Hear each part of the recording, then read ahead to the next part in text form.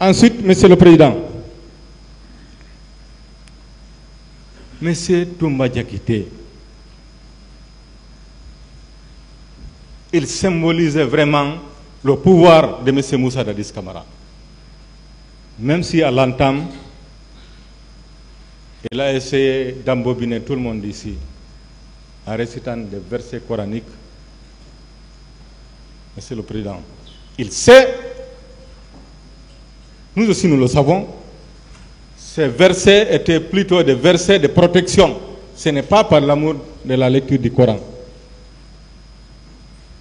Nous avons aussi fait la lecture du Coran, même si on n'a pas trop poussé. Il a embobiné tout le monde en disant des contre-vérités.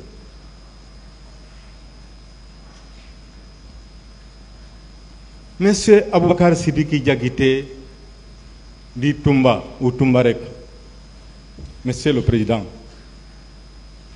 c'est lui qui vous a dit haut et fort que lorsque le colonel Thiebro est venu s'installer à côté de la présidence, il a fait déloger. Et lui, il avait un contingent avec lui. Il a fait déloger. Mais pourquoi, lorsqu'on a fait venir les recrues de Kalea, il ne les a pas fait déloger? Parce que c'est leur plan. Monsieur le Président, il ne peut convaincre personne.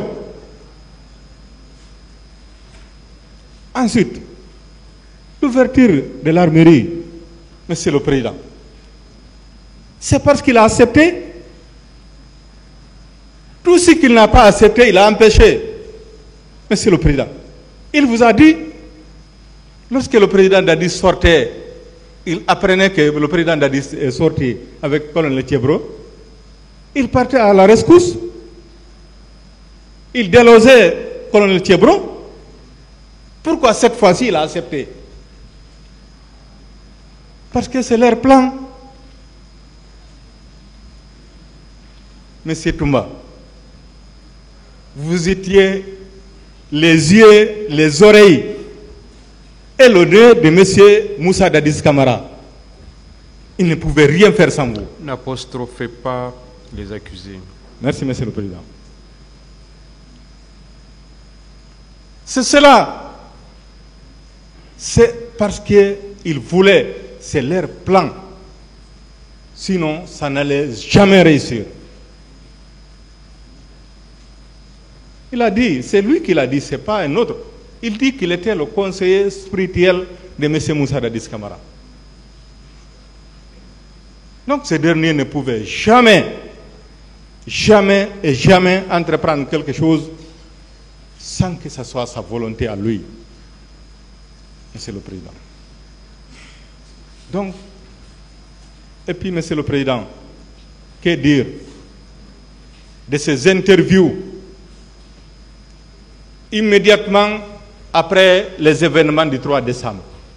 Il a dit, ça existe encore, les lignes existent, les lignes de presse, les coupures de presse, les audios.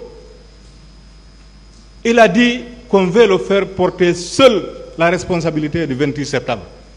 Qu'il ne le fera pas, qu'il n'est pas le seul. C'est lui qui l'a dit. C'est lui qui l'a dit. Donc, Monsieur le Président, il est au centre de tous les événements. Il a beau dire qu'on tentait de l'écarter ou bien qu'on l'a écarté, mais Monsieur le Président, la question que l'on peut se poser, est-ce avant le 28 septembre, il s'est désolidarisé du système? Non. Il était au cœur du système. C'est lui qui faisait faire.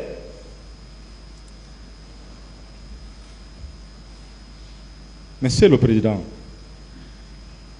Monsieur Aboubakar Sidiki Diakité vous a dit ici avec élégance